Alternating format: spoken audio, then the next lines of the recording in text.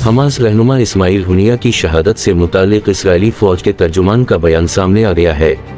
अरब media के मुताबिक इस्राएली फौज के तर्जुमान डेनियल हगारी ने कहा है कि इस्राएली फौज के मंगल की रात लेबनान में फजाई हमले में हिज़्बुल्लाह के सीनियर कमांडर फवाद शकर मारे गए, ताहम इस्माइल हुनिया के कत्ल की रात मशरिक़ वस्ता में कहीं भी फजाई या मिसाइल हमला नहीं किया।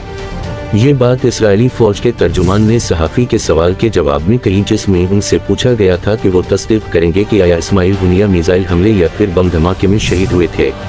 याद रहे कि जुलाई 31 को ईरान के दारुल हुकूमत तेहरान में साबिक फौजियों के लिए बनाई गई पासदारान इनक़िलाब की एक महफूज तरीन इमारत में हमास के सरबराह इस्माइल हुनिया को पुरअसरार अंदाज में निशाना बनाया गया था।